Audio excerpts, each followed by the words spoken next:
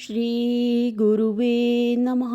अज्ञानमोहान्धतमोपहाव्यां विवेकवैराग्यनिधिप्रदाव्यां विश्वेशतत्त्वं प्रतिबोधिकाव्यां नमो नमः श्री गुरुपादुकाव्याम्।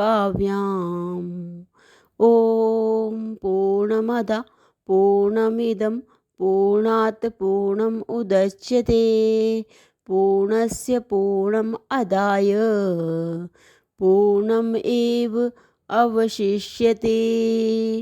ॐ शान्तिः शान्तिः शान्तिः। ओम।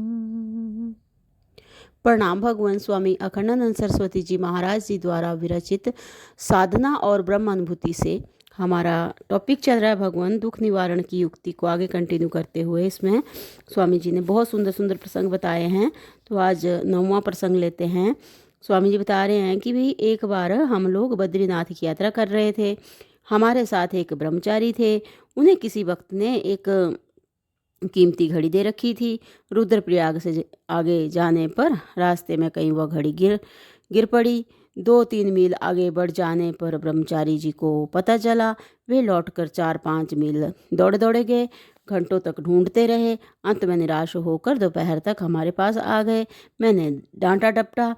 मेरा अभिप्राय यह था कि उनके दुख की दिशा बदल जाए, परंतु उनका मन कचोटता ही रहा। भगवत कृपा से शिवाला चट्टी के पास ही झरने पर उन्हें एक पड़ी हुई अंगूठी मिल गई और उसकी चमक दमक देखकर कुछ तो स्वयं और दूसरों के कहने से ब्रह्मचारी ने मान लिया कि यह अंगूठी घड़ी की अपेक्षा कीमती है और बिहारी जी ने मेरी प्रार्थना सुनकर उसके बदले में दी है। बस उनके मुंह की उदासी भाग गई, चेहरे पर रौनक आ गई और एक नवीन स्फूर्ति रस का संचार हो गया। कई दिनों के बाद बद्रीनाथ पहुंचने पर उन्हें इस बात का पता चला कि इस अंगूठी में बहुत ही साधारण कांच का नग है और उसकी कीमत 2-4 आने से अधिक नहीं है। परंतु इतने दिनों में घड़ी भूल चुकी थी और उनका दुख भी मिट चुका था।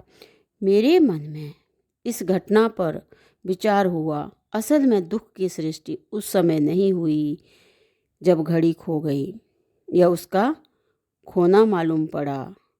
दुख की नींव तो तभी पड़ गई थी जब दूसरे की दी हुई घड़ी अपनी समझ ली गई।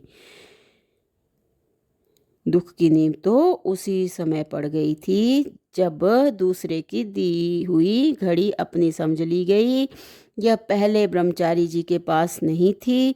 वह आई और मन में वही खाते में अपने नाम से लिखी गई। जब गई तब हिसाब किताब में घाटे की प्रतीति करा गई। यह दुख का मूल कारण है।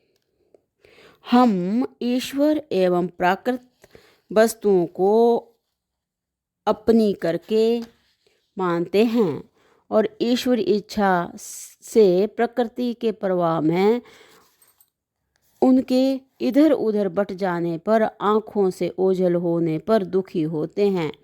शास्त्रीय भाषा में यही प्रज्ञापराध, इनकी नासमझी का कसूर है। शास्त्रीय भाषा में यही जो है प्रज्ञापराध, इनकी नासमझी का कसूर कहा गया है।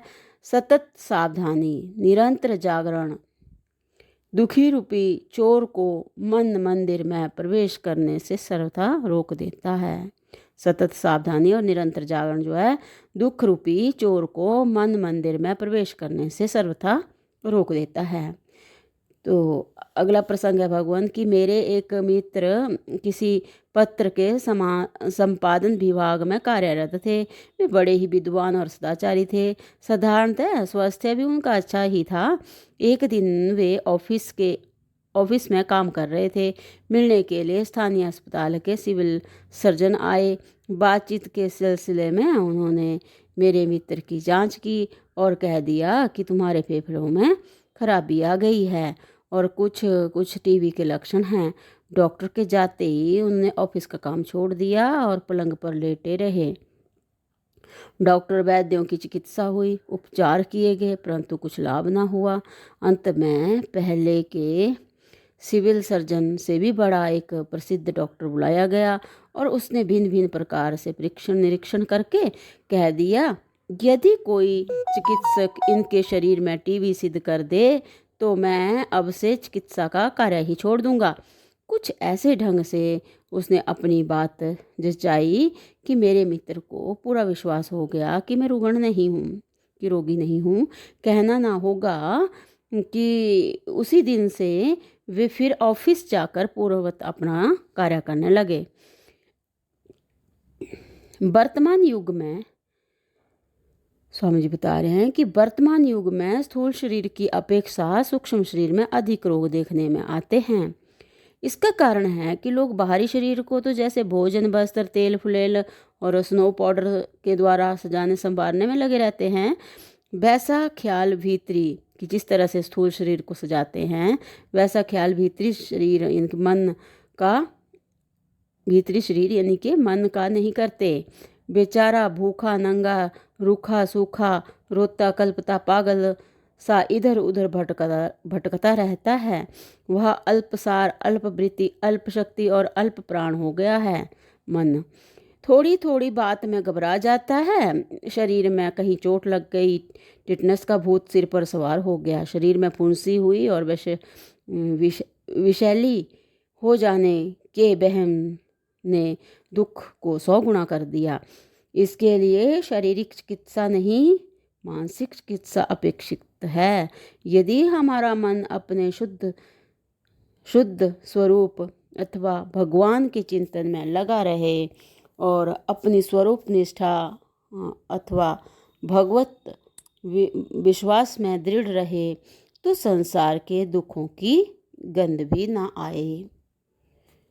तो भगवान, इससे आगे के प्रसंग हम अगले सत्संग से लेते हैं। प्रणाम भगवान।